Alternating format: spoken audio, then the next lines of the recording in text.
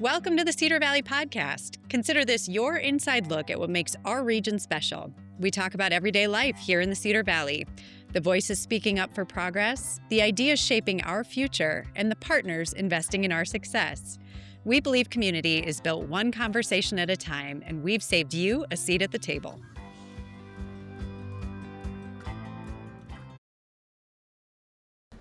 Hey Lisa, welcome to Coffee Talk. Thank you for having me, Steph. It's so good to see you and spend time with you. So this is an exciting week for you because it's Economic Development Week, and we should be celebrating you and all the work that you do here at Grow Cedar Valley. So it'd be kind of cool to talk about some of the things that you do, I think, for people that are listening and don't know much about economic development and all the stuff that you do.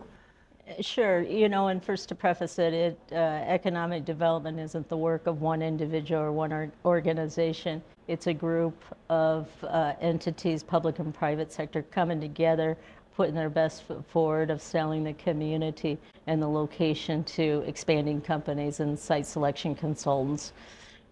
Recently, a good example is we've been leaning a lot more into foreign direct investment. And what that means is we're intentionally marking ourselves and being present at other locations outside of the U.S.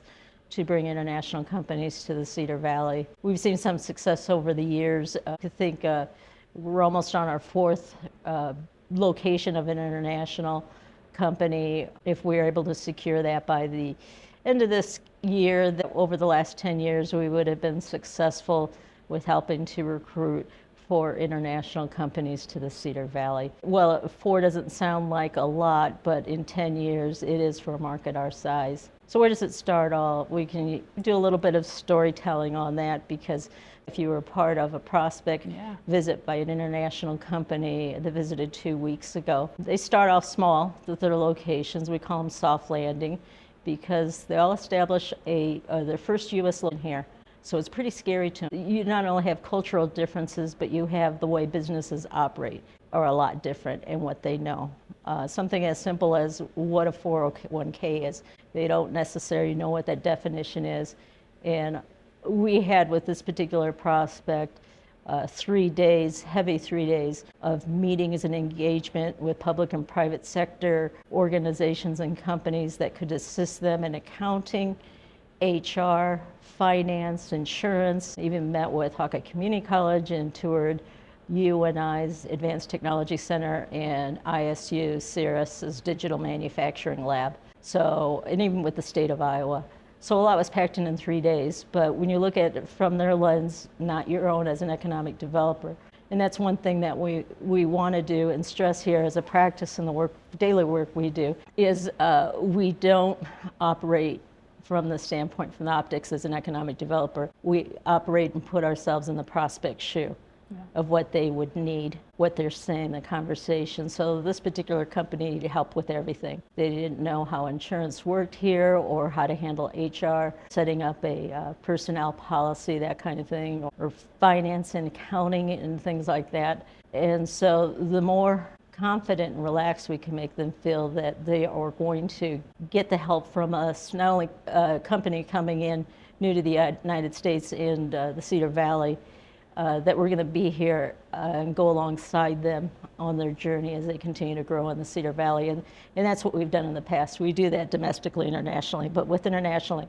you do that more often than not. And it's a really good feeling when you can help companies solve their problems, and I think that's what Grow Cedar Valley does. We can help them identify things they hadn't thought of just because of our experience that we have within the team, but we can also connect them with the right individuals that can help them make some really good decisions. With this particular company, they reached out to us last fall. One of their directors was in the United States and in the community, and we met with them, our team met with them, and then I had planned to be at Agritechnica in Hanover, Germany in November. And given the industry sector they were in, I thought, I wonder if they're going to be attending this show. And so I looked at who would be exhibiting to see if I could find them, and sure enough, they were exhibiting there. So from there, scheduled a meeting to say, hey, I'm going to be in Germany as well, and let's get together and touch base on your project. And he had with him at the show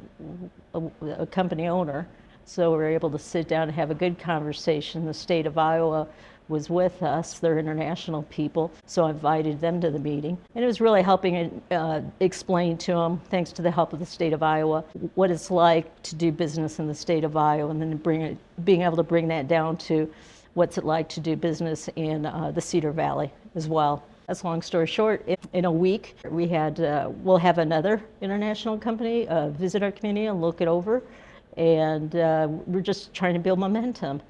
And we know we're not going to gain every project that visits, but the more visits we get here, it increases our opportunity for success. Yeah. So it's a process, not an event when we talk about economic development. Why do we do it? It's necessary. Every community and state does it around the world. It's not in the United States. And the purpose of it is we want to bring new businesses into the community or sales into the community that wouldn't necessarily be here. So we're a small state, right?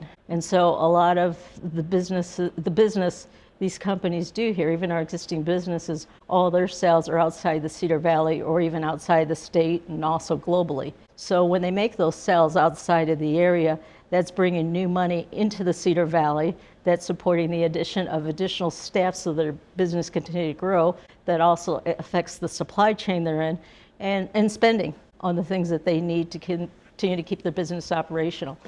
What we don't want to do is be in a position where we're shifting money around in the community that's already here. We want to be bringing new money in, and that makes us all stronger. Can we go back to the site visits for a second? I got the opportunity to be a part of this last one, which was pretty cool. It was the first time I've been a part of a site visit that was an international company. Mm-hmm. And while I was going through it, I was just thinking to myself, like, how just all of the things that like this company has to think about and prepare for to potentially become an international company or go to another country. How do you prepare for something like that? How do you know what you need to know as an economic developer, helping a company from another country locating here in the Cedar Valley, like things that, you knew that I wasn't even thinking of or wasn't on my radar? Conversations with the company, asking them what they want to accomplish during their visit is very important. I build a draft agenda around what those needs are. I present it to the company ahead of time to manage expectation and making sure, especially when you're coming internationally to the U.S. and spending 3 days with it, I want to make sure by the time they leave that they got everything that we promised and then some. And so it's really being able to ask the right questions of what their expectations, what subject matters they'd like to see covered, and that helps me identify who I need to have in the room. Yeah. So with that company that was visited here, how did they feel when they left? Did they feel they accomplished what they were hoping to accomplish? We got the job done, is that what you're asking? That's a really good question, and we'll have to get a testimonial on it because the director had said that to get as much information we got in conversation over the last 3 days, if we did it on our own, it would have taken us over 3 months to figure it out. And you helped us get there in 3 days. Feel good, doesn't it? I mean, it feels really good, but it's a great narrative when we talk about why the Cedar Valley and why this location. And I feel for manufacturers, logistic and warehouse, bio-ag, certain service industries, that we have a lot of resources. We have the supply chain, but one thing that we have is that when we say that we're going to do something or make a promise to these companies, we keep that promise and engagement. We're not just saying we want you here just to say it. We really mean it. And that's for the public and private sector. So when some of these entities met with this particular company, I sent them an email, thanked them. They were really thinking of from the standpoint of, hey, what can my business get out of it, or what can my financial institution get out of it? They were leading with, how can we help grow Cedar Valley, get this company in the Cedar Valley? If we get some business out of it, that's great, but they lead with that mindset. And when they do, it makes us all strong. So does every community do it? I don't know that for sure, but this community certainly leads in that way, and it comes through every time when prospects visit. I remember that from one of the first visits I was ever a part of. It wasn't long after I started, and I just remember how, you pulled together a pretty amazing agenda.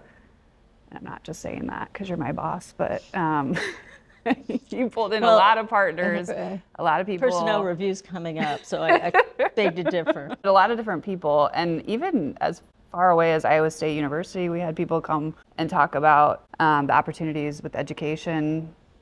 I was just so impressed by how many people came together for that visit and really truly wanted us to win and to get that project. And it's pretty cool. I mean, I think that's one thing that's amazing about the Cedar Valley is like we have so many people that care and really want us to win. And I saw that in this project too, the site visit that we had just a couple weeks ago. That was pretty cool. What I like to your point, and I was so proud of it, and I said it to Sandy afterwards, we're having lunch days later. I said, even if we don't get this project, I couldn't be more proud of the Cedar Valley that I am right now. How do you keep the conversation going? And that's always a thing. And it's never the same way for every single project. Like you say, I'm going to touch base with them in 2 weeks. This one. It just depends on where you are with the project. Now this one, I had to do some huddling in May. You give them space to do what they need to do internally, but knowing that if there's something they're unclear about or they have a question about or it's missing, they can reach out to you and know that you'll be responsive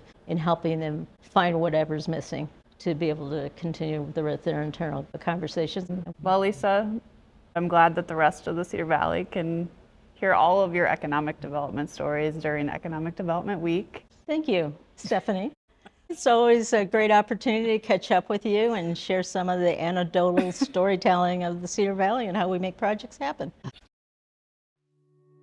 Thanks for joining the conversation. More stories, updates, and voices from across the Cedar Valley coming your way. Stay tuned for the next episode.